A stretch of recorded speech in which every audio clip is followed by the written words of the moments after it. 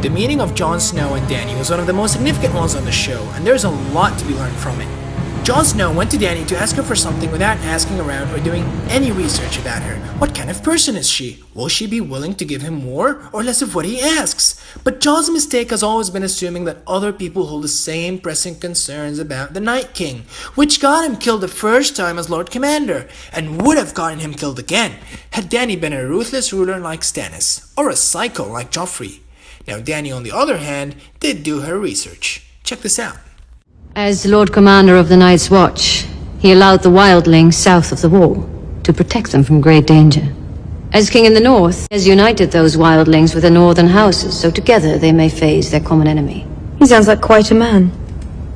Summon Jon Snow. I can't speak to prophecies or visions in the flames, but I like Jon Snow and I trusted him. And I am an excellent judge of character. So remember, whenever you go to a company for an interview, then do your research. Figure out what the company expects from their staff, how was it established, and all the other details that I don't need to bore you with.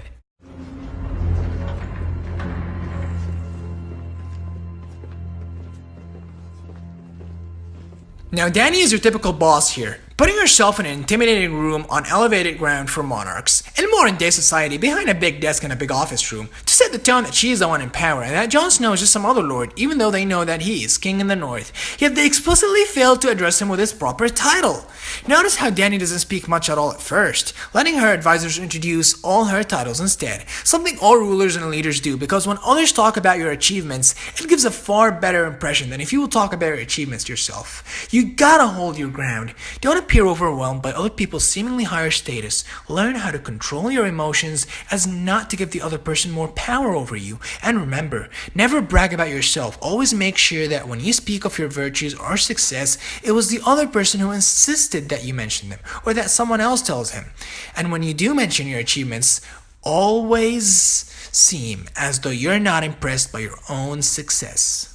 Another point which has helped Dany to think that she will be successful in making Jon Snow accept her demands is that he was the one to go to her, because the one who ends up going to the other person has already accepted a reality, that he or she is less superior than the other and so giving them less of a commanding status. Ever wondered why you're the one who's nervous when you go for a job interview and not the boss, even though both of you want one another? Without you, he can't make money, and without your boss, he can't get money, yet you're the one who's stressed out.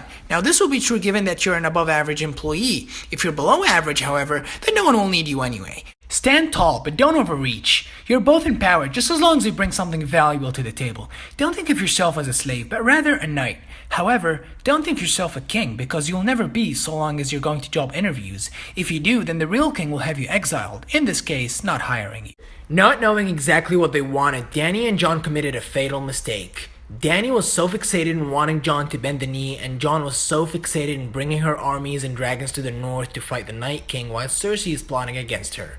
Seeing that Jon wasn't to the least bit willing to bend the knee, she could have brought an alternative demand to the table.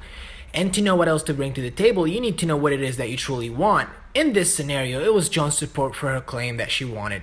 So she could have asked for an alliance, which Jon would have been more than happy to do, and as Tyrion suggested, Jon could have asked to be allowed to mine the dragon glass. Jon's ability to keep a cool head even though Dany kept on attacking him deserves respect, because he treated the situation as always in a way that they should work together instead of him making demands and saying that he is king in the north. As a matter of fact, he never even mentions that he is king in the north. You all crowned me your king. I never wanted it. So if someone attacks you with bad offers or unfair requests, try to work with them to get a better offer that works for the both of you, instead of just attacking the other person and seeming arrogant, which no one will appreciate even if you're the best at what you do. The other is only human, and he must get what he wants. Give it to him. He will give you more.